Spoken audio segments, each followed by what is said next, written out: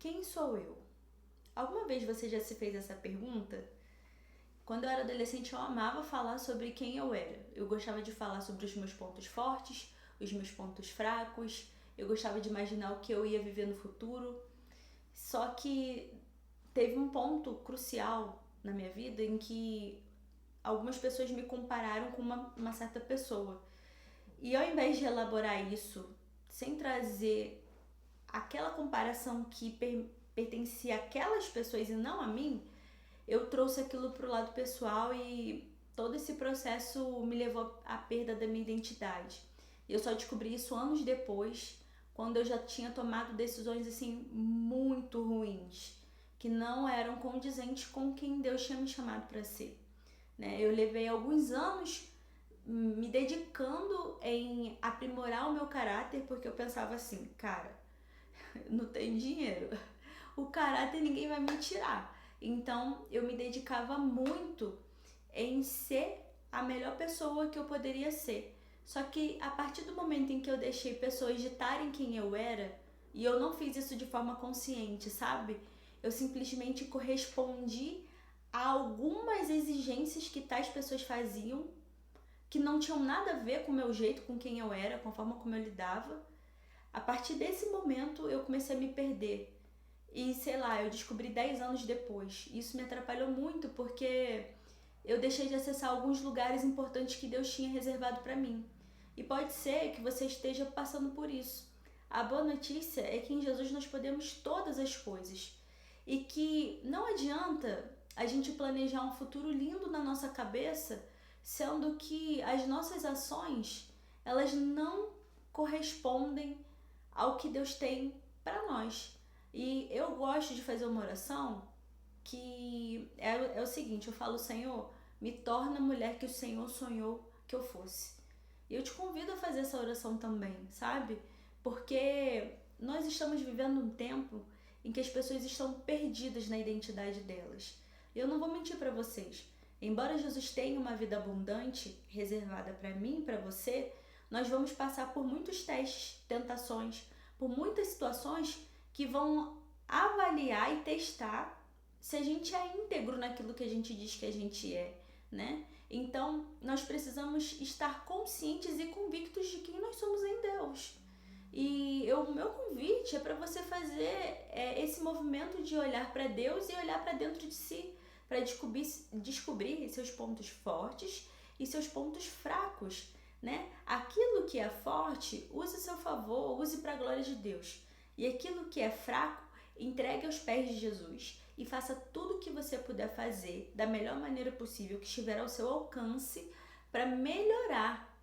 E veja e perceba, né, se as suas ações, as suas escolhas estão condizentes com quem você é e com quem você acredita ser. E não fique com raiva das pessoas que comparam você com outras. Isso não é sobre você, isso é sobre elas, né? Nós precisamos ouvir as pessoas, porque sem pessoas, né, o que seria de nós?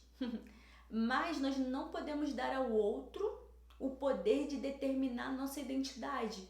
Esse poder pertence a Deus e é responsabilidade minha e sua cuidar da nossa própria identidade.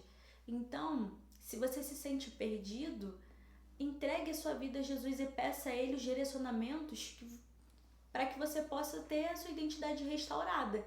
Graças à bondade de Deus, eu passei por um processo que levou mais tempo do que eu gostaria e eu acabei me lembrando, graças a Deus, de quem eu realmente sou. E hoje eu não abro mão da minha identidade. Nem sempre que alguém fala alguma coisa que eu não gosto de ouvir, eu respondo, né? Eu avalio, procuro avaliar com o Espírito Santo com sabedoria, mas por mais que eu não responda, dentro do meu coração eu não aceito, eu elaboro isso em oração. Então eu já te faço esse convite, sabe? Não seja também aquele chato que fica perturbando o outro, falando que o outro tem que ser do jeito que você acha que ele tem que ser. Não seja um ladrão da identidade alheia. Não, cara. Se você não sabe o que dizer numa situação atípica, fica quietinho. Sabe? Não fique cobrando o outro de coisas que o outro às vezes nem tem força para poder entregar para você. Às vezes a pessoa não tem maturidade mesmo, ela é imatura mesmo. Às vezes a pessoa realmente tem falha no caráter. É real, mas é porque ela não tem repertório de conhecimento para poder se reerguer, e não é seu papel tacar mais pedra e pisar na pessoa e colocá-la ainda mais para baixo no sentido moral, existencial, psicológico. Não, cara, eu e você não fomos chamados para perturbar ninguém. Deus deu funções, dons e talentos para cada um, de acordo com a capacidade de cada um, e a gente tem que cuidar da nossa vida. E se Deus nos der a oportunidade e a responsabilidade de cuidarmos de alguém, no caso o pastor tem uma ovelha e um pai, uma mãe que tem um filho, beleza, a gente vai lá e corrige, né? A gente tem uma amizade que tem um momento que a gente tem que afiar e falar, fulano, melhora nisso aqui, ok. Agora, ficar o tempo todo falando o que o outro tem que fazer, quem o outro tem que ser, cara, eu e você não fomos chamados para isso.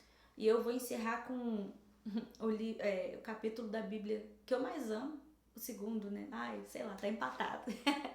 É Salmo 139. É um salmo de Davi, que diz o seguinte: meus ossos não estavam escondidos de ti quando em secreto fui formado e entretecido como nas profundezas da terra. Os teus olhos viram meu embrião. Todos os dias determinados para mim foram escritos no teu livro antes de qualquer deles existir. Não importa se algum parente, alguma pessoa especial para você, sim, algum relacionamento amoroso, você ouviu palavras muito depreciativas sobre a sua identidade. Cara, aproprie-se da identidade de filho de Deus. Você é amado.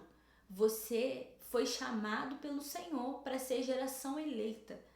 Então, faça a sua parte, aproprie-se disso e abandone todas as mentiras do inferno, tudo aquilo que te atrapalha e que te impede de viver essa verdadeira identidade. Que Deus te abençoe, tenha uma semana maravilhosa, não esquece de comentar, curtir, compartilhar, se inscrever no canal. Fica com Deus, até a próxima!